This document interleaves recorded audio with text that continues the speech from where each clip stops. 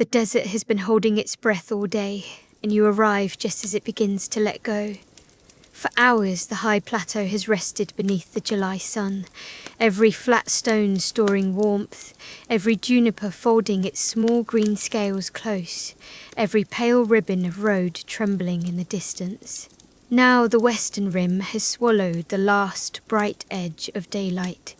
The sky above Juniper Mesa is no longer blue and not yet black, but a deep, restful violet, and from somewhere beyond the northern cliffs, a breeze is travelling toward you. It moves slowly across miles of open country. It brushes the tops of rabbit brush, passes through the crooked arms of pinon and juniper, and gathers the clean mineral scent of cooling clay. By the time it reaches the open window of your car, it has become a message from the coming night. The heat is breaking. The long day is finished. There is nowhere else you need to go. The road narrows as it climbs the final slope of the mesa. It is an old gravel road, firm beneath the tires and bordered by silver-green sage. In the fading light, the plants look soft, almost feathery, and their shadows stretch eastward across the dust. You drive without hurry. There is no traffic here, no row of lights ahead, no glowing sign to announce your destination. Only a small wooden marker appears beside the road. Its letters cut deeply enough to be read in the dimness. Nightwind House, 1 mile. Beneath the words, someone has carved a crescent moon. The simple mark seems less like an advertisement than a reassurance. You turn where the marker points and follow 2 pale tracks between low hills of weathered sandstone. The mesa opens around you. Far to the south, a line of red cliffs has darkened to burgundy and then to charcoal. To the north, a single broad butte rises like a quiet ship above the plain. The first star has appeared over its highest point. It does not flash or demand attention. It simply waits there in the wide sky while the road carries you onward. With each gentle curve, the sounds of the world you left behind seem to recede. The engine hum is low. Loose stones make a soft, even whisper beneath the tires. Inside the car, the air is still warm, but the breeze through the window touches the side of your face with a coolness that was not present 10 minutes ago. Nightwind House becomes visible only when you are close. It stands low against the land, built of rose-brown adobe, with rounded corners and a flat roof edged by simple wooden beams. A covered porch faces the west, and beneath it 1 amber lamp glows beside a turquoise door. The lamp does not illuminate the whole yard. Its light rests in a small golden pool upon the porch tiles, leaving the sage, the scattered stones, and the old juniper beside the house in their natural dusk. 2 tall clay jars stand against the wall. A canvas chair waits beneath the porch roof. Nothing moves except a narrow strip of cloth tied to the door latch, stirring as the northern breeze finally reaches the house. You park beside a split-rail fence and turn off the engine. The sudden quiet is deep but not empty. Metal ticks softly as the car begins to cool. A cricket calls once from the shadow beneath the sage, pauses, and calls again. Somewhere farther down the slope, a night bird gives a low, rounded note, so distant that it seems to belong to the land itself. You sit for a moment with your hands resting loosely in your lap. The journey is over. The stillness outside does not ask you to fill it. It allows you to notice the simple weight of your body in the seat, the cool air gathering near the open window, and the gentle relief of having arrived before full darkness. When you step outside, the ground is warm beneath your shoes, yet the air has changed. A light wind moves along the porch and lifts the dry scent of sage, juniper wood, and sun-baked earth. You take your bag from the back seat. It feels lighter than it did when you packed it, perhaps because there is so little here that you need. The house has been prepared for one quiet night, clean water, a bed, a simple meal, and a place from which to watch the moon rise. That is all. You close the car door carefully, and even that muted sound travels farther than expected before the mesa absorbs it. On the porch, a small envelope rests beneath the amber lamp. Your name is written across it in blue ink. The caretaker, Mara, explained by telephone that she would leave everything ready and return to her home in the valley before sunset. She knows that most guests come to Nightwind House, not for conversation but for space, and she has a gift for making that space feel welcoming rather than lonely. Inside the envelope you find a brass key, a hand-drawn map and a short note. The words are unhurried, written in a round, steady hand. Welcome to Juniper Mesa. Cold water is in the blue pitcher. Supper is in the covered bowl. If the sky is clear, the moon will clear the eastern ridge a little after 9. The north seat is an easy walk from the courtyard gate. Take the lantern, stay on the white stones, and let the night do the rest. You read the last line again, not because it is difficult to understand, but because it sounds pleasant in the cooling air. Let the night do the rest. The phrase asks nothing of you. It does not require you to become calmer, to think more clearly, or to make a decision before morning. It suggests that rest may already be on its way, crossing the open mesa with the same patience as the breeze. You fold the note along its existing crease, slip it back into the envelope, and unlock the turquoise door. The thick adobe walls have kept the interior dim and cool. When the door opens, the house releases the scent of beeswax, cotton, cedar shelves, and the faint earthy fragrance of plaster.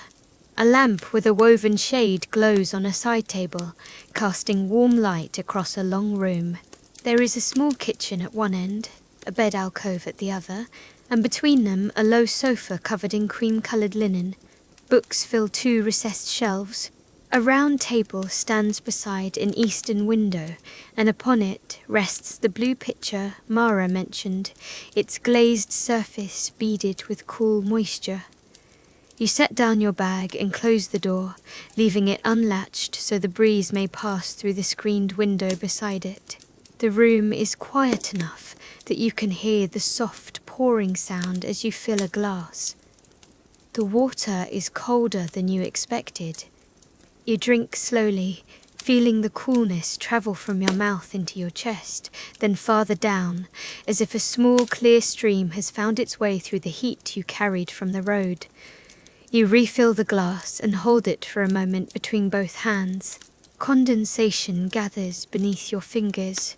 Outside, the sky deepens another shade.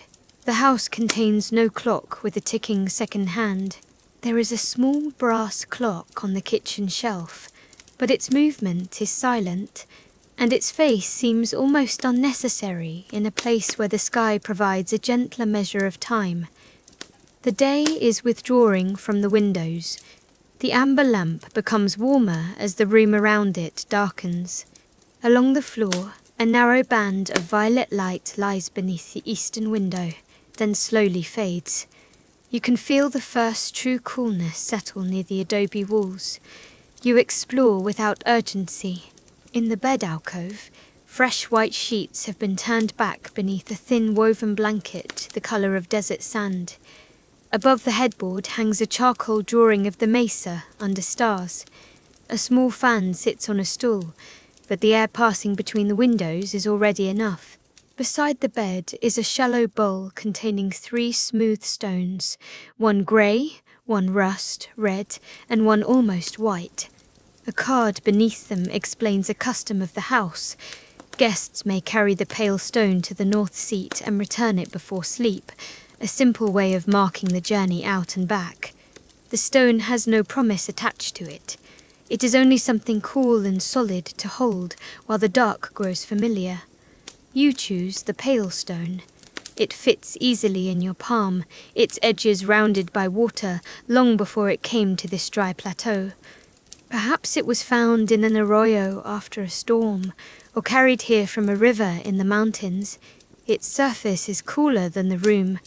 You place it in your pocket and continue toward the kitchen, where a clay bowl waits beneath a linen cover. Inside is a simple supper of roasted vegetables, rice, and a little flatbread wrapped in cloth. A jar of mint and lemon tea rests beside it. Nothing is elaborate. The colours are gentle, the scents are warm and familiar. You set the bowl on the round table by the eastern window and sit. At first, the glass reflects the lamplit room, but when you lower the woven shade behind you, the land outside appears. The eastern ridge is now a black line beneath a dark blue sky. Sagebrush fills the near ground in soft charcoal shapes. One twisted juniper stands a little apart from the others, its trunk leaning west as if shaped by years of wind. Above it, more stars have arrived. They seem brighter here, not because they are closer, though the mesa gives that impression, but because so little earthly light competes with them. The house keeps its lamps small. Beyond their warm circles, the night remains night. You eat slowly. The roasted squash has cooled to room temperature, which suits the evening. The flatbread is soft. The mint tea leaves a clean taste and carries away the last dryness of the drive. With each bite, the house becomes more familiar. The curve of the wall, the quiet dark window, the cedar shelf holding field guides and old novels, the pale rug beneath your feet. You do not need to learn the place all at once. It asks only that you be here. After supper, you carry the bowl to the sink and rinse it. Water touches clay with a low, hollow sound. You wipe the bowl and set it on the wooden rack, then wash the glass and leave it upside down beside the blue pitcher. The small actions are satisfying because they have clear beginnings and clear endings. The bowl was used, now it is clean. The glass held water, now it waits. There is no unfinished task hidden inside either one. When you dry your hands on the linen towel, you notice that your shoulders have lowered a little. On the recessed shelf beside the door lies a leather-bound book. Its cover is faded from years of handling, and a crescent moon has been pressed into the leather.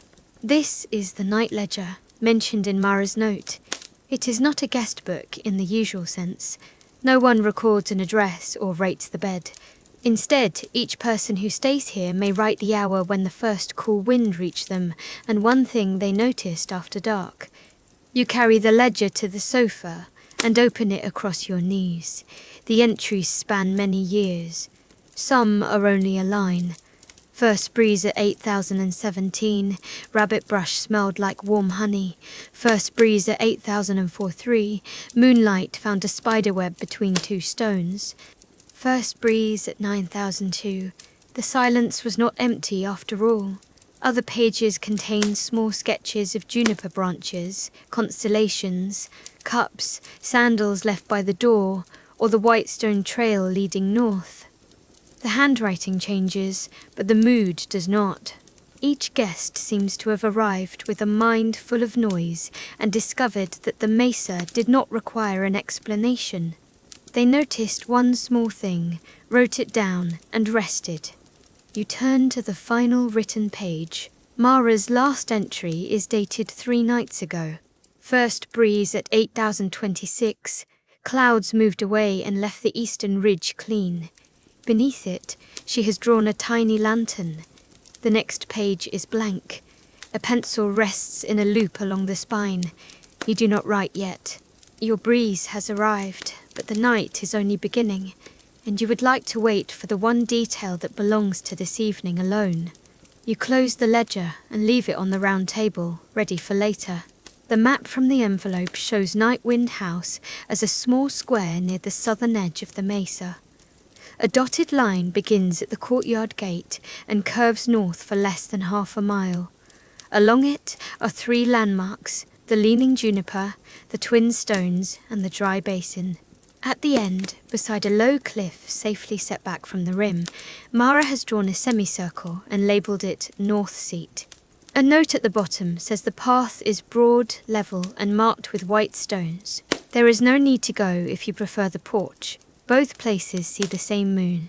That last sentence makes you smile. Nothing here turns rest into an achievement. The walk is an invitation, not a test. You glance through the eastern window. A faint silver brightness is gathered behind the ridge. Not yet moonlight, but the promise of it. The air through the screen feels cooler against your arms. You decide that the walk will be pleasant. Before leaving, you prepare with the unhurried care the place encourages. You fill a small metal bottle from the blue pitcher. You fold a light cotton wrap and place it over your shoulders. On the shelf beneath the map waits a brass lantern with frosted glass. It is electric, though designed to resemble an old candle lamp, and its warm light can be turned very low. You test it once. A soft amber glow appears, no brighter than the porch lamp. You switch it off again until you are outside. Beside the lantern lies a narrow canvas pouch containing a pencil and a few blank cards. The night ledger is too precious to carry along the trail, Mara's note explains, so guests may write at the north seat and copy the words into the book later. You take one card and slip it into the pouch. Then you stand beside the open window for a moment, listening. The cricket beneath the porch has settled into a measured rhythm. The distant porwheel calls again from the dark slope, two low notes spaced far apart. The sound is soft and rounded, with none of the urgency of daytime birds. It does not break the quiet. It gives the quiet a shape. Outside the turquoise door, dusk has become night. The western horizon holds only a thin line of dark purple, while overhead the sky is deep navy, nearly black. Stars are visible between the roof beams. The porch lamp shines on the clay tiles and the nearest step, but beyond that small pool, the yard remains shadowed. You are glad for this. Nightwind House does not attempt to push darkness away. It offers just enough light to move safely and lets the desert keep its natural colours. You switch on the lantern and lower it until the amber circle reaches only a few feet ahead. The courtyard lies behind the house, enclosed on three sides by low adobe walls. In its centre is a shallow stone basin, dry now, meant to catch rain when summer storms cross the mesa. A wooden bench stands against the eastern wall. Above it, a simple pergola of peeled juniper poles frames a rectangle of stars. The courtyard would be a peaceful place to remain, but the white stone trail begins at a gate in the northern wall, exactly where Mara's map promised. At the gate, you pause. The first northern breeze moves through the courtyard, cooler than before, and the hanging latch taps once against the wood. Sage releases its clean herbal scent beyond the wall. The pale stone in your pocket rests against your leg, a small weight reminding you that the path leads out and then home again. You open the gate. The trail is easy to see. Pale stones, each about the size of your palm, line both sides at wide intervals. In the lantern's low light, they appear and disappear gently, never glaring. Between them, the path is packed earth, broad enough for two people to walk side by side, though tonight it belongs only to you. You take the first few steps slowly, allowing your eyes to adjust beyond the lantern's circle. The house remains behind you, its amber windows low and calm. Ahead, the leaning juniper forms a black silhouette against the sky. The moon has not yet cleared the eastern ridge, but its hidden light silveries the ridgeline and gives the upper air a quiet glow. This is not the brightness of day. The ground stays dark. Sagebrush becomes a landscape of soft shadow. Only the edges of a few stones catch the faintest grey.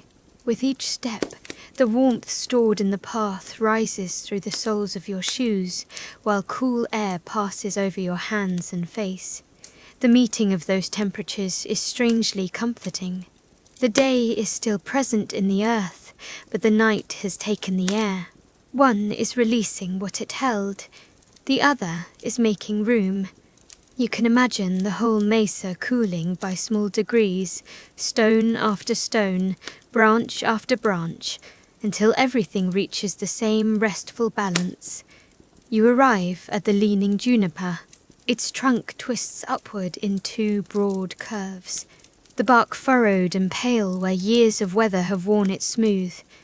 The wind passes through its dense scales with a whisper quieter than rain. Beneath the tree, the soil holds a dry, resinous fragrance. A few blue-grey berries lie among fallen needles, untouched. You do not disturb them. You simply stand near the trunk and look east. The silver glow behind the ridge has grown. A narrow arc of moon appears above the dark stone, clear and white, then rises so slowly that movement can be noticed only by looking away and back again. It is not enormous, not a fantasy moon filling the sky, but a familiar moon made remarkable by the absence of other light. Its first rays find the upper branches of the juniper. Tiny edges of green emerge from blackness. The trunk casts a long shadow westward, deep and ink dark, while the surrounding desert remains a tapestry of navy, charcoal and silver. You turn the lantern lower. Moonlight is enough to show the white stones ahead, though not enough to erase the night. Stars remain visible in the darker half of the sky. The brightest ones appear above the northern butte, and a faint band of the Milky Way can be seen far from the moon, like dust brushed lightly across black velvet. Nothing is overlit. Nothing resembles noon. The moon reveals shape without revealing every detail, and that gentle incompleteness allows the mesa to feel larger, quieter, and more restful. The trail curves past the juniper. Here the sage grows taller, and the breeze moves through it in slow, uneven waves. One cluster bends, then another several yards away, then another farther north. The motion travels across the slope like a hand smoothing a blanket. The plants return upright after each breath of wind. Their silver-green leaves catch a little moonlight and then darken again. You match your pace to that movement. There is no reason to walk faster than the breeze. The path is level. The lantern hangs lightly from your hand. The cotton wrap lifts once at your shoulder and settles. Your breath, which you had not been thinking about, becomes easy and quiet. In as the sage leans, out as it rises. You do not need to count. The night carries the rhythm for you. At the twin stones, 2 sandstone pillars stand on opposite sides of the trail, each no higher than your knee. They are natural pieces gathered from the mesa, their flat tops pale under the moon. Between them, someone has placed a shallow clay dish filled with clean water for small night creatures. The water reflects one bright star and a sliver of moon. No animal is drinking now. A moth passes once through the lantern's amber edge, circles without haste, and disappears into the dark. You take a sip from your bottle. The metal is cool against your lower lip.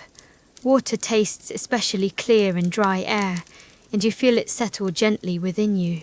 You replace the cap, listening to the small thread of sound it makes. Far away, perhaps across the canyon, a coyote calls once. The note is thin with distance and ends quickly. There is no answering chorus, no disturbance, only the reminder that the mesa continues beyond what you can see. The silence closes around the sound and becomes deep again. Beyond the twin stones, the land opens. Low plants give way to a stretch of cracked clay washed silver by the moon. The polygon patterns are broad and shallow, formed after a seasonal pool dried months ago. You stay on the marked path along its edge. The cracks cast delicate black lines, a quiet geometry across the pale ground. During the day, this basin must glare beneath the sun. At night, it seems cool enough to touch, though you know the clay still holds a little warmth below its surface. The map calls this place the dry basin. You stop at its southern edge and take in the view. The moon now rests fully above the eastern ridge. Its light reaches the butte, the scattered junipers, the low wall of the house behind you, and the distant cliff bands. Yet the landscape remains unmistakably nocturnal. Shadows pool beneath every shrub. The sky is nearly black overhead. The house lamps are tiny amber points, warmer and dimmer than the stars. You can see enough to feel oriented, while darkness preserves the depth of the land. A breeze crosses the basin and lifts a veil of loose dust no higher than your ankle. The particles move a few feet, shine briefly in the moonlight, and settle into new cracks. There is no harsh gust, only a soft rearranging. The dust carries the scent of mineral earth, dry grass, and the faint sweetness of rabbit brush. The fragrance is subtle, more something you notice after breathing quietly for a while than something that announces itself. You remain beside the basin long enough for the lantern in your hand to feel unnecessary. You switch it off. For one moment the dark seems to deepen. Then your eyes widen and the white stones of the trail return. The moonlit clay becomes visible again, softer without the amber glow. The shapes of the junipers sharpen against the sky. Stars multiply in the north. You feel not as though the night has hidden the world, but as though it has removed the excess, leaving only the forms you need: path, ridge, tree, sky. The pale stone in your pocket has warmed slightly from your body. You take it out and turn it in your hand. Under moonlight, it looks almost blue. Its smoothness contrasts with the cracked basin and rough sandstone, yet all belong to the same quiet landscape. You close your fingers around it, not tightly, just enough to feel its steady shape. Then you continue north. The path reaches the large juniper and divides around its roots. Up close, the tree is broader than it appeared from below, ancient in shape, though there is no way to know its exact age. Several trunks rise from one base and twist outward, making a sheltered room of branches. The north seat rests within that room. It is a curved bench built of flat local stone, set well back from the cliff and protected by a low wall. A smooth wooden back follows the arc of the bench. On one end is a small shelf, and on the other, a clay jar with a lid. You step beneath the branches. The scent changes at once. Juniper resin, dry bark, and cool stone surround you. The wind is softened by the tree, yet still present, moving through the outer scales with a low whisper. Moonlight filters between the branches and makes narrow silver patterns across the bench. The shelter feels both open and enclosed, a place from which the great mesa can be seen without feeling exposed to it. You set the lantern on the shelf, but leave it unlit. The moon provides enough light to sit.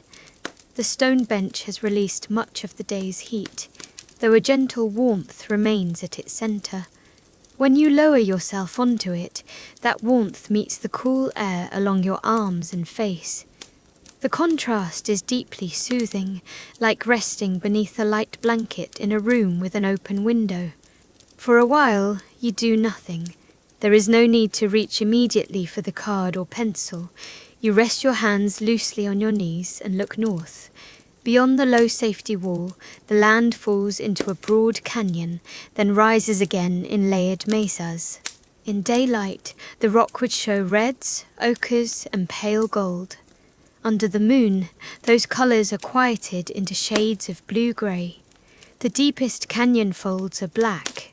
The highest ridges hold thin lines of silver. Farther still, mountains form a soft, dark boundary beneath the stars. The view is vast, but it does not make you feel small in an uncomfortable way. Instead, it gives your thoughts room to spread out and lose their sharp edges.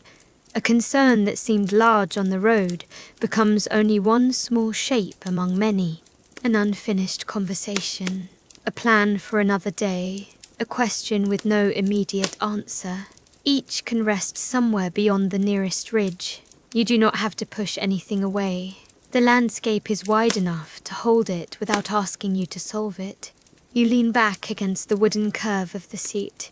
The grain is smooth beneath your shoulders. Above, the juniper branches frame a piece of sky. 3 bright stars form a tilted line, and a 4th rests a little apart. You do not need their names. They are simply lights arriving from far away, steady enough to have crossed years of darkness, and gentle enough to meet your eyes without urgency. On the underside of the shelf, your fingers find a narrow brass plate. In the moonlight, you can just read the words engraved there, SIT, until the stone is cool. The instruction is practical and poetic at once. Someone who knew this mesa understood that stone keeps time differently from a clock. It warms through the long afternoon and releases that warmth after sunset, degree by degree, until night and earth come into balance. To sit until the stone is cool is to remain long enough for the day to finish leaving. You place the pale stone from your pocket on the bench beside you. It makes a small, clear tap. Because it has been held close to your body, it is now warmer than the seat. You rest your palm over it and feel that warmth. In a little while, the breeze in the bench will cool it again. The change will be almost too gradual to notice, but it will happen whether or not you watch.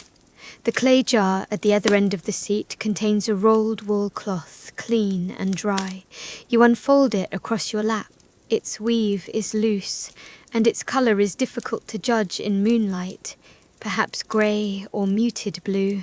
It is not needed for warmth yet, but its weight is pleasant. The edges rest over your knees, anchoring you comfortably against the steady air. The porwheel calls from somewhere near the dry basin. Its low note comes twice, then stops. A cricket answers from the roots of the juniper with a thin, even pulse. Neither sound is constant. Wide spaces of silence lie between them. In those spaces you become aware of the breeze along the cliff, the soft movement of the branches, and beneath those sounds an even deeper quiet, the quiet of stone, distance, and open sky. You draw one slow breath through your nose. The air carries sage, dust, and juniper, but now it also contains the cool, clean scent of altitude after a hot day. You let the breath leave naturally. Your jaw softens. The muscles around your eyes release their effort. The wool cloth rises slightly across your lap with the next breath and settles with the next. There is no need to breathe in a special way. The mesa is already setting an easy pace.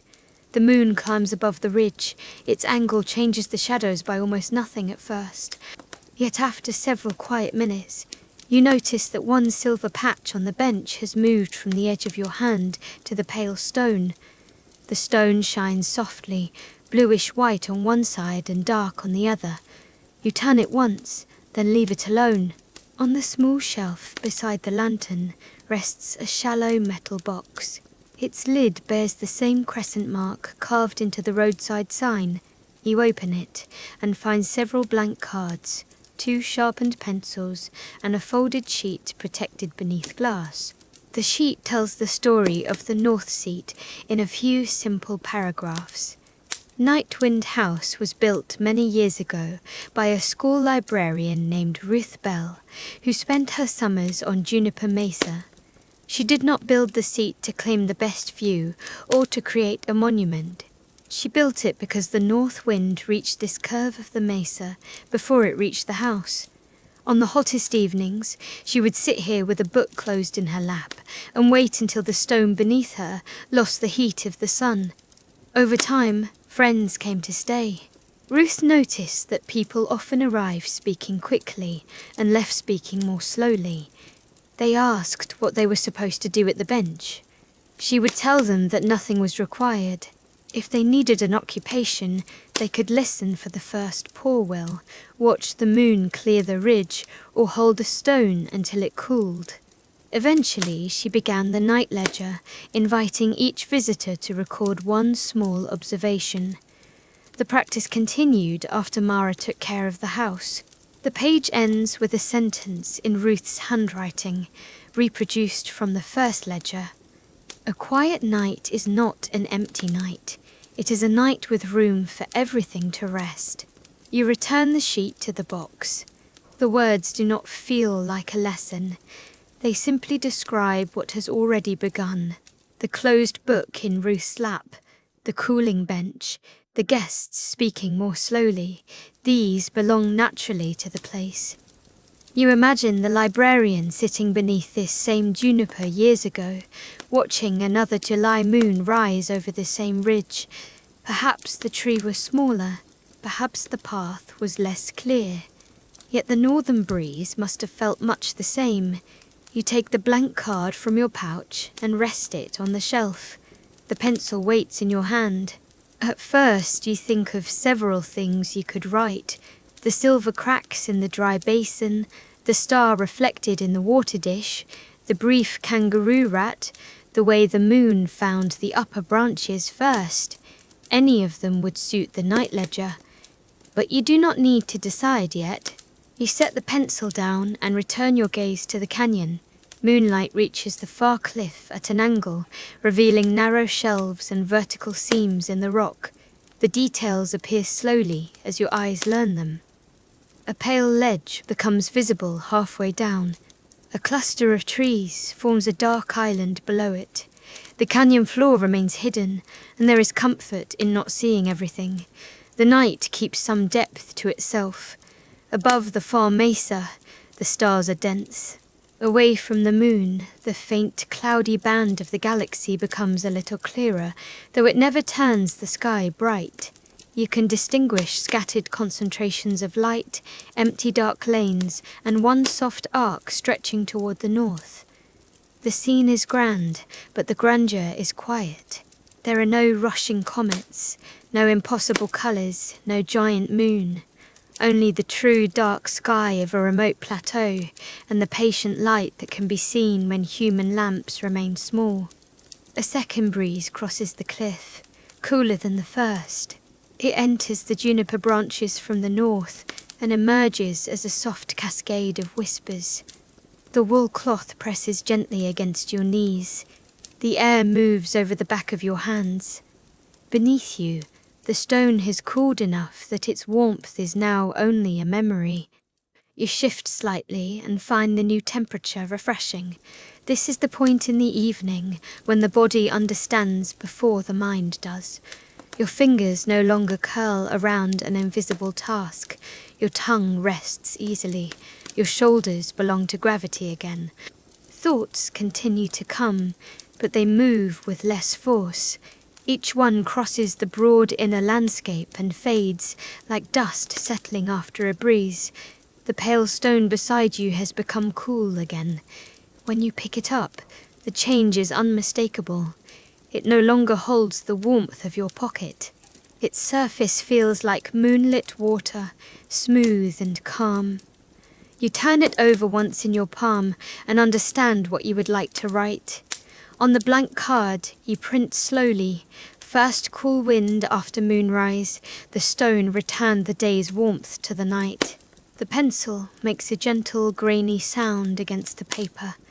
The sentence is not perfect, and it does not need to be.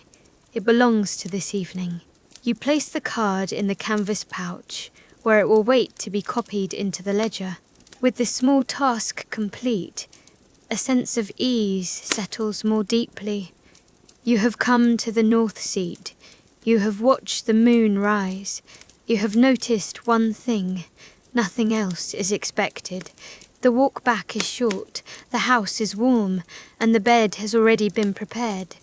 You let your eyes half close. Through your lashes, stars become soft points. The moon is outside the frame of the branches now, and the sky overhead is darker. Your breathing seems to move not just in your chest, but through your whole resting body, a subtle lifting and settling. The bench supports your back. The ground supports the bench. Beneath the ground, layers of stone descend in stillness. There is nothing you need to hold up alone. Perhaps you drift for a moment without sleeping. A thought begins and does not finish. A memory appears as a colour rather than a story. You hear the juniper before remembering where you are, and then the knowledge returns gently. The north seat, juniper mesa, the moon above the eastern ridge. There is no surprise. Only the pleasant recognition that you are safe, sheltered, and free to become drowsy. When you open your eyes fully, the porch lamp of Nightwind House is visible again through a gap in the hills. It glows low and amber, a small guide home. You fold the wool cloth along its existing lines and return it to the clay jar. You close the lid, then the metal box. The pencil goes back into the pouch with your card. Finally, you pick up the lantern and switch it on at its lowest setting. The warm circle does not erase the moonlight. It rests only upon the shelf, your hand and the first few stones of the path. You stand slowly. Your legs feel relaxed but steady. The bench beneath you is cool now, just as the brass plate instructed. You place one palm briefly on the smooth wooden back, a quiet thanks to the place and to the people who cared for it. Before leaving the shelter of the juniper, you look north one last time. The layered mesas are unchanged, yet they seem more familiar.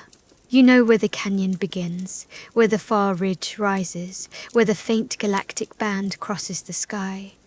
Knowing these few shapes is enough. You turn toward the trail. The return journey feels shorter, though you walk no faster. The white stones appear, one after another, in the lantern's low amber light. To your left, moonlit ledges rise from black shadow. To your right, blue grama nods in the breeze. The path descends so gently that each step finds its place without thought. The dry basin appears below, a quiet silver field marked by dark lines. The moon has shifted enough that the cracks now cast shadows on their western edges instead of directly beneath. A thin veil of dust moves across the far side, lower and slower than before, then settles. The movement resembles a breath leaving the land. At the twin stones, the water dish reflects more of the moon. The star that occupied it earlier has moved, or the angle of your view has changed, and now the surface holds a bright curved sliver. Tiny rings spread once across the reflection. You cannot see what caused them. Perhaps an insect touched the water, perhaps the breeze reached the dish. The rings widen, fade and return the moon to stillness. You pass the leaning juniper. From this direction, its shadow lies across the trail like a dark river. You step through it and feel no difference in temperature, yet the visual change is gentle and complete. Silver path, black shadow, silver path again. The lantern stays low. The moon reveals the next white marker. The house lamp reveals the gate. As you approach the courtyard, the adobe walls rise softly from the dark. Their upper edges catch a narrow silver line, while the walls themselves remain deep brown and charcoal. No part of the scene resembles daylight. The stars stay sharp above the pergola. The courtyard lantern is still off. Only the porch lamp beyond the house and the small light in your hand provide amber colour. You enter through the northern gate and close the latch without a sound. Inside the courtyard, the air is calmer. The low walls catch the wind, allowing only a soft current to pass over them. The dry stone basin rests in the centre beneath a rectangle of stars. You set the lantern on the wooden bench and sit for 1 minute more, not because you are reluctant to go inside, but because the transition feels pleasant. The courtyard contains the shelter of the house and the openness of the sky at once. The northern path is behind you. The turquoise door is only a few steps away. Here, the earth has cooled, but the adobe still gives back a faint warmth along the wall. You lean your shoulders against it and feel the day's last stored heat, much softer than before. The pale stone is cool in your palm. You place it on the courtyard bench while you remove the cotton wrap from your shoulders. For a moment, the stone lies beneath the stars as if it belongs there. Then you pick it up again and carry it inside. Night Wind House welcomes you with a small golden lamp and the scent of cedar. Because your eyes have adjusted to the dark, the room at first seems bright. You turn the lamp lower. The warm circle contracts around the sofa and table, leaving the bed alcove in a comfortable shadow. Through the open screened windows, moonlight traces a narrow silver edge along the sill. Warm light and cool light remain separate, neither pretending to be day. You return the lantern to its shelf and hang the canvas pouch beside the night ledger. The book opens easily to the blank page. You copy the sentence from your card in the same unhurried print. First cool wind after moonrise. The stone returned the day's warmth to the night. Beneath it, you add the approximate time shown by the small brass clock. Then you draw a simple oval, the shape of the pale stone. The entry takes less than a minute. You read the line once. It sits comfortably among the other observations, neither more important nor less. Tomorrow, another guest may turn this page and imagine the cooling bench. Years from now, someone may notice the same shadow across the basin or hear the same porwheel near the juniper. The ledger gathers these details without trapping them. Each night remains its own. You close the book. The sound of the cover settling is soft and final. The evening's small journey now has an ending. Out to the north seat, back to the house. Warm stone, cool stone. A blank page, then one line. The simple completeness loosens something inside you. In the bed alcove, you return the pale stone to its shallow bowl beside the grey and rust-red stones. Under the lamp, its true colour is creamy white with one faint blue vein.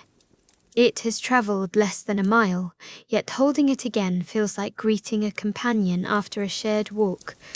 You let your fingers rest on its smooth surface, then withdraw your hand. Mara has left another small kindness in the kitchen, a kettle filled with water and a jar labelled Night Tea. The blend contains chamomile, mint, and a few pieces of dried apple. You warm the water, listening as the kettle begins with a nearly silent tremor and then a low murmur. You switch it off before a full boil and pour the water into a clay cup. The herbs turn slowly beneath the surface. Steam rises in a thin ribbon, visible only when it crosses the lamp. The aroma is mild and sweet, softer than the sage outside. You carry the cup to the courtyard bench, where the sky remains open between the pergola beams. The stones beneath your feet are cool now. You tuck one leg beneath you and wrap both hands around the cup. Its warmth is modest, pleasant against the night air. You wait until the tea has cooled enough to drink, watching the steam thin and disappear. The moon is higher, partly hidden by the roofline, but its silver light still touches the upper courtyard wall. Stars fill the opening above. You sip the tea. Chamomile arrives first, then mint, then the quiet sweetness of apple. The drink does not make the night warmer. It warms only your hands, mouth, and chest, while the air around you stays fresh. This balance feels exactly right. A small inner warmth, a wide outer coolness. The porwheel cools once more, farther away now, or perhaps softened by the walls. The second bird answers from the north with two low notes. The exchange ends. Crickets maintain their measured thread. Somewhere near the porch, the car gives one final cooling tick and becomes silent. When the cup is empty, you remain seated until the last warmth leaves the clay. Then you carry it inside, rinse it, and set it beside the supper bowl. Another small beginning and ending. The kitchen is quiet and clean. The blue pitcher waits on the table, still cool. You pour half a glass of water and take it to the bed. You close the turquoise door, but leave both screened windows open. Air travels from the northern courtyard through the long room and out toward the porch. It stirs the lower edge of the woven shade, moves across the white sheets, and touches the charcoal drawing above the headboard. The house breathes without mechanical noise. You prepare for sleep slowly, following the simple order that requires no planning. Shoes beside the bed, cotton wrap folded over the chair, empty pockets on the small table, car key, brass house key, the unused half of a paper tissue, nothing more. You wash your face with cool water and feel the last trace of road dust leave your skin. You brush your teeth beneath the small amber bathroom lamp, then turn it off. The bedsheets are cool when you slip beneath them. The woven blanket rests lightly across your legs. You arrange the pillow once and find it comfortable. The room holds enough darkness for sleep, while moonlight at the eastern window keeps the outlines familiar. The sofa is a low shape. The round table is a softer one. The doorway to the courtyard is a rectangle of deep blue-black. You reach for the lamp and turn it to its lowest glow. For a minute, you listen from bed. Crickets, breeze, the occasional whisper of juniper against the outer wall. The house makes no restless sounds. Its adobe walls are thick and settled. The cedar shelves hold their books. The clean bowl holds its 3 stones. Everything has a place for the night. The day may still be present somewhere in your thoughts, just as warmth remained in the bench after sunset. There is no need to force it out. Let it release itself gradually. One memory cools, one plan dims, one question loses its sharp edge. The mind can become like the mesa, keeping nothing at full brightness after dark. You think of the silver basin, you think of the white stones along the path, you think of the northern wind reaching the juniper before it reached the house. Each image is simple enough to rest upon for a moment, and then leave. Basin, stone, wind, moon, none asks for an answer. Your breathing settles into the same rhythm you noticed among the sage, a quiet inward movement, like the plants bending. A quiet outward movement, like the plants returning. The blanket rises and settles. The shade lifts and settles. The branches outside move and settle. Night repeats these small motions without becoming monotonous, because each one is slightly different and all lead toward rest. You turn off the lamp. Darkness gathers softly, not suddenly. The lamp's filament fades, and the moonlit window becomes the brightest shape in the room. It is still unmistakably night. The sky beyond is black-blue, the ground unseen, the stars clear where the roofline allows. No false daylight enters. Only a narrow silver wash rests along the window frame and the upper curve of the wall. Your eyes need not remain open. When they close, the room continues around you. The bed supports your weight. The pillow supports your head. The adobe walls hold the coolness. The courtyard walls soften the wind. The mesa holds the house. Layers of support continue downward into the ancient plateau, broad and still. The cool air reaches your forehead first, then the backs of your hands above the blanket. Then, in a moment, the side of your face as the breeze changes slightly. Each touch arrives and passes. You do not need to follow it. Somewhere outside, a moth may cross the courtyard. A kangaroo rat may return to the water dish between the twin stones. The poor-will may call again when the moon has moved farther west. These quiet lives continue without needing your attention. The night does not depend on you staying awake to witness it. You remember Ruth Bell sitting at the north seat with a closed book in her lap. There is kindness in that image. A librarian surrounded by all the words she loved, choosing for one evening not to read them, letting the wind turn no pages, letting the stone cool beneath her, letting silence be complete without a story. And yet your own story has been simple and sufficient. You arrived while the desert released its heat. You drank cold water in an adobe house. You followed pale stones beneath a rising moon. You sat inside the branches of an old juniper. You wrote one line in a ledger. You returned. Nothing was lost. Nothing needed to be won. The path led outward, and the path led home. The moon climbs beyond the eastern window, and its silver line shifts higher on the wall.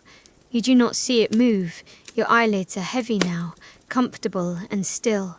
Time is measured by cooling stone, changing shadow, and the widening spaces between thoughts. If a thought returns from the day, it may rest on the bench beneath the juniper. There is room beside the pale stone. The northern breeze can pass over it. Moonlight can soften its edges. By morning, it may remain, or it may have become lighter. Either is acceptable. Tonight, you do not have to carry it.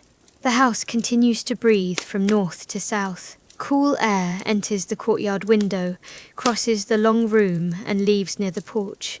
It brings sage and dry earth. It moves over the bed. It carries away a little more warmth, a little more effort, a little more of the day. Your hands are quiet. Your jaw is quiet. The small muscles around your eyes are quiet. Your shoulders sink into the mattress. Your legs become pleasantly heavy beneath the woven blanket. The bed does not ask you to hold your shape. It receives your whole weight. Beyond the walls, moonlight touches cracked clay and leaves ink-black shadows beneath the sage. The shadows are deep because the moon is gentle. The stars remain visible because the house lamps are dark. The mesa is not brightened into day. It rests in true night, with only enough silver to reveal the curve of a path, the upper edge of a cliff, and the patient outline of a tree. The temperature continues to fall by small degrees. Heat rises from the last sun-warmed stones and disappears into the clear sky. The process is silent and steady. What was hot becomes warm. What was warm becomes cool. What was tense becomes loose. What was busy becomes quiet. Perhaps the first edge of sleep has already arrived. It may feel like forgetting where one thought was going. It may feel like a gentle drop, followed by the sense of floating. It may be only a deeper breath. There is no need to identify it. Sleep knows the path better than waking does. At the north seat, the bench has cooled completely. The wool cloth is folded in its jar. The pencil rests in the metal box. The old juniper moves gently above the empty seat. There is nothing unfinished there. In the night ledger, your line sleeps between closed covers. It will be present tomorrow without being remembered tonight. The small oval you drew will remain. The page needs no correction. The book needs no further word. The blue pitcher holds water on the table. The clay cup dries on the rack. Your shoes wait beside the bed. The brass key rests within reach. Every useful object has become still. You can become still as well. Not perfectly, not by command, but gradually, the way the mesa cooled. Breath after breath, degree after degree, thought after thought losing its heat. The northern wind travels on. It leaves the courtyard and moves down the southern slope. It crosses the road where you arrived, brushes the wooden sign with its carved crescent, and continues into the valley. Another breath of cool air follows behind it. The supply seems endless because the night is wide. Over Juniper Mesa, the moon holds its familiar course. It does not hurry. It does not stop. Its light rests on sandstone, juniper, sage, and adobe, changing each into a quieter version of itself. Beneath that light, the house is a small warm shape surrounded by darkness, safe and settled. Inside, you are no longer listening for every sound. The crickets have become a soft thread woven through the background. The breeze has become part of the room. Even the silence has moved farther away, broad enough to hold you without effort. Let the night do the rest. Let the cool air move where it will. Let the stone remain cool beneath the moon. Let the white path wait until another evening. There is nowhere else you need to go. The long day is finished. The lamp is dark. The door is closed. The windows are open to the clean high desert air. Around you, Night Wind House rests within its low adobe walls. Around the house, Juniper Mesa rests beneath the stars. Around the mesa, the sky extends in every direction, deep, dark, and calm. Your next breath comes quietly. The next one may be quieter. And far beyond the window, where the moonlight meets the northern cliffs, the last warmth of the day rises from the stone and disappears into the peaceful night.